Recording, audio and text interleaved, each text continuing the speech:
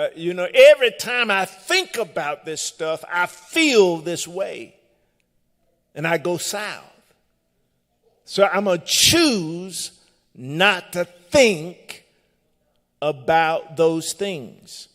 And really, if you consider your own patterns, you know what type of thinking throws you into depression. And you keep going back to it. So why would you keep going back to those same negative thoughts that didn't serve you well the last 100 times you thought about them? But somehow you think when you think about them this time, you're going to feel better. No. They throw you in that same pattern every single time. And you do have the power to think different thoughts than what you're choosing to think. Now, sometimes, the enemy will get into our head and say, well, you got a right to think like that. But this did happen and that did happen. And these are real situations. But, okay, thinking about it, is it helping you? Is it lifting you up? Is it praiseworthy? Is it something to thank God for? Does it help you emotionally? Does it help your mental capacity? It's to our own benefit not to think certain thoughts, not to think those same negative patterns. So fall out with that negative thinking. Replace it. Be ye transformed by the renewing of your mind. You can choose to think good thoughts inasmuch as you can choose to think negative thoughts. And even stuff I've gone through that I don't like to even think about, if it comes my way, it's kind of like a bird flying over your head. You can't stop birds from flying over your head.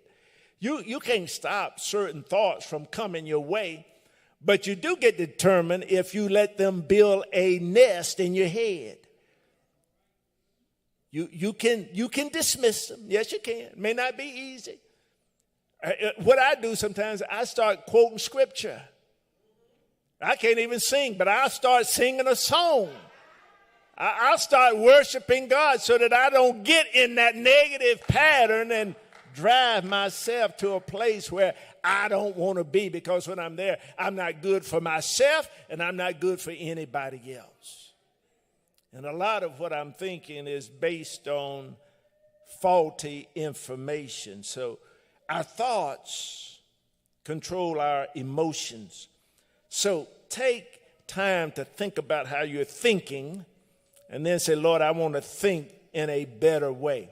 So here's the call to action tonight, and I'm going to put it out there early in the lesson. I want us to correct our thinking and begin our journey to overcome depression.